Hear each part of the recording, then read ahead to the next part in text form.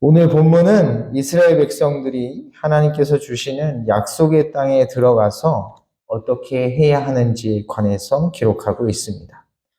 1절을 보면 하나님께서는 이스라엘 백성들을 약속의 땅으로 인도하실 것입니다. 내 하나님 여호와께서 너를 인도하사. 때문에 그들이 약속의 땅에 들어가는 것은 분명한 사실입니다. 네가 가서 차지할 땅으로 들이시고.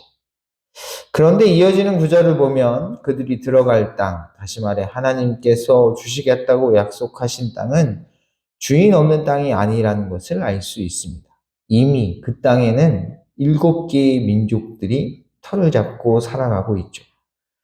그리고 1절 하반절에 나타나듯이 그들은 이스라엘 민족보다 어떻습니까? 수도 많을 뿐더러 강하기까지 합니다. 너보다 많고 힘이 센 7족속을. 하지만 그렇다고 해서 문제될 것은 없습니다. 왜냐하면 하나님께서 그들을 그 땅에서 쫓아낼 것이기 때문이죠. 네 앞에서 여러 민족, 헷 족속과 기르가스 족속과 아모리 족속과 가나안 족속과 브리스 족속과 히위 족속과 여부스 족속 곧 너보다 많고 힘이 센 7족속을 쫓아내실 때에, 그런데 여기서 주목해야 할 것이 있습니다. 그것은 바로 하나님께서 그들을 쫓아내시는 방법입니다. 그 방법이 무엇인지는 2절 상반절에 나옵니다. 내 하나님 여호와께서 그들을 내게 넘겨 내게 치게 하시리. 여러분, 하나님께서 그 7민족을 그 땅에서 쫓아내시는 방법이 무엇입니까? 바로 이스라엘 민족을 사용하시는 것입니다. 이 말을 바꿔 말하면 이스라엘 민족은 이제 가나안 땅의 7족속들과 뭐 해야 한다는 거죠? 네, 전쟁을 치러야 한다는 것입니다. 그래서 1절에 그 약속의 땅을 이렇게 표현하는 것입니다. 내가 가서 차지할 땅. 그 땅은 가만히 있으면 저절로 주어지는 땅이 아니라 가서 싸워서 차지해야 할 땅입니다. 2절을 보면 이스라엘 백성들이 그 땅을 어떻게 차지해야 하는지가 나오죠. 그때 너는 그들을 진멸할 것이다. 이스라엘 민족은 이미 그 땅에 살고 있는 7족속들과 싸울 때 그들을 진멸해야 합니다. 여기서 진멸하다라고 번역된 단어는 완전히 파괴하다, 멸절시키다 라는 뜻입니다. 쉽게 말해 살아 숨을 쉬는 모든 것들을 다 죽여야 한다는 것입니다. 때문에 이스라엘 민족은 그들을 살려두는 그 어떤 행위도 해서는 안 됩니다. 그 내용이 바로 2절 하반절과 3절의 내용입니다. 그들과 어떤 언약도 하지 말 것이요, 그들을 불쌍히 여기지도 말 것이요, 또 그들과 혼인하지도 말지. 혼인에 대해서는 3절 하반절을 보면 아주 구체적으로 명시합니다. 네 딸을 그들의 아들에게 주지 말 것이요, 그들의 딸도 네 며느리로 삼지 말 것을. 도대체 하나님께서는 왜 이렇게까지 명령하시는 것일까? 그 이유는 4절에 나옵니다. 그가 네 아들을 유혹하여 그가 여호와를 떠나고 다른 신들 섬기게 함으로 여호와께서 너희에게 진노하사 갑자기 너희를 멸하실 것입니다.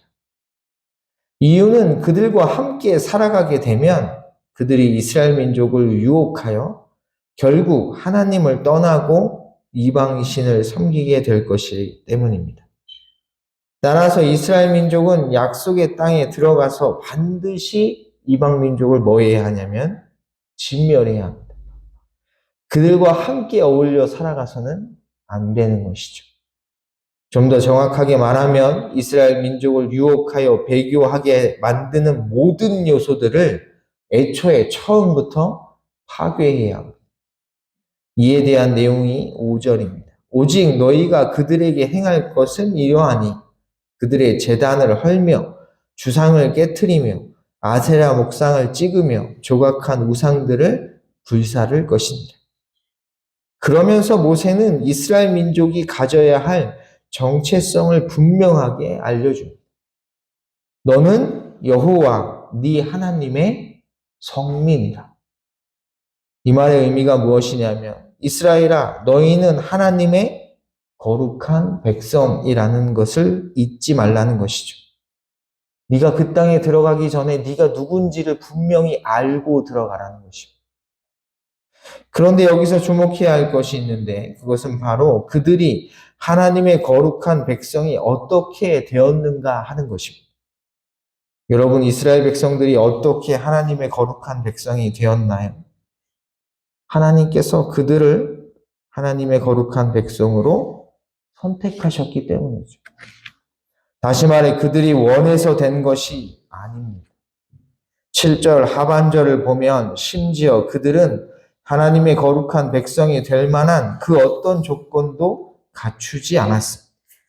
여호와께서 너희를 기뻐하시고 너희를 택하심은 너희가 다른 민족보다 수요가 많기 때문이 아닙니다. 너희는 오히려 모든 민족 중에 가장 적으니라. 그렇다면 하나님께서는 왜 이 초라한 이스라엘 백성들을 하나님의 거룩한 백성으로 선택하셨을까? 그 이유는 사랑 때문입니다. 여호와께서 다만 너희를 사랑하심으로 말미암아 하나님께서 그들을 사랑하셨기 때문입니다. 그래서 그들의 조상인 아브라함과 이삭과 야곱에게 뭘 약속하셨죠? 땅을 주시겠다 약속하신 것입니다. 그리고 지금 그 약속을 기억하셔서 신실하게 이행하시고 계신 것이죠.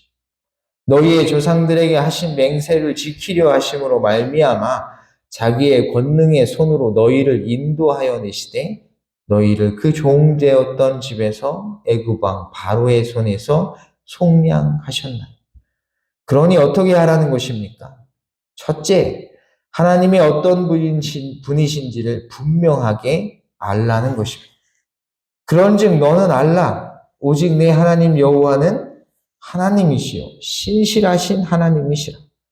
그를 사랑하고 그의 계명을 지키는 자에게는 천대까지 그의 언약을 이행하시며 인애를 베푸시되 그를 미워하는 자에게는 당장에 보응하여 멸하시나니 여호와는 자기를 미워하는 자에게 지체하지 아니하시고 당장에 그에게 보응하시느니. 둘째, 하나님의 명령과 규례와 법도를 반드시 지켜 행하라는 것입니다. 그런즉 너는 오늘 내가 네게 명하는 명령과 규례와 법도를 지켜 행할지니라.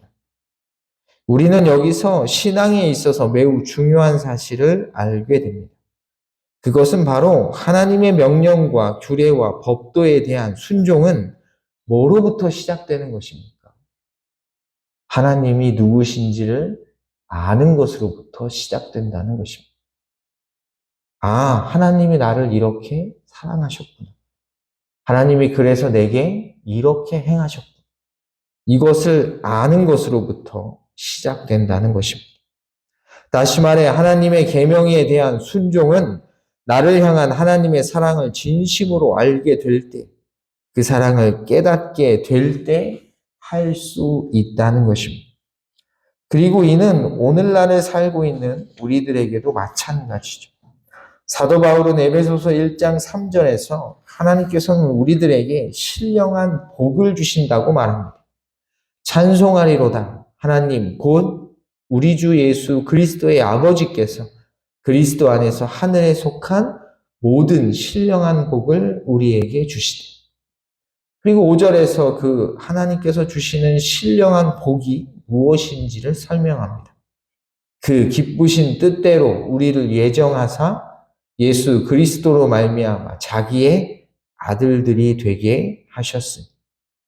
하나님께서 우리들에게 주시는 신령한 복이 무엇입니까? 우리를 하나님의 아들로 삼으셨다는 것입니다. 주목해야 할 것은 우리를 하나님의 아들로 삼으시는 것을 하나님께서 기뻐하셨다는 것이죠. 그리고 에베소서 1장 6절에서는 왜 그것을 기뻐하셨는지가 나옵니다. 이는 그가 사랑하시는 자 안에서 우리에게 거저 주시는 바, 그의 은혜의 영광을 찬송하게 하려는 것이라. 우리가 아버지의 그 사랑을 깨달아 하나님께서 베풀어 주시는 은혜의 영광을 찬송하게 하시기 위함이라는 것이죠. 여러분, 이 말의 의미가 무엇입니까? 하나님께서 베풀어 주신 신령한 복을 아는 자는 하나님의 사랑 안에 머물며 그 사랑 안에 머무는 자는 하나님의 은혜를 찬송한다는 것입니다. 이 사실을 꼭 기억하셔서 언제나 하나님께서 예수 그리스도를 통해 베풀어 주신 구원의 은혜를 깊이 묵상하고 그 은혜를 베풀어 주신 아버지의 사랑 안에 그 사랑을 깨달아서 언제나 하나님의 말씀에 그분의 명령에 순종하시기를 주님의 이름으로 간절히 소원합니다.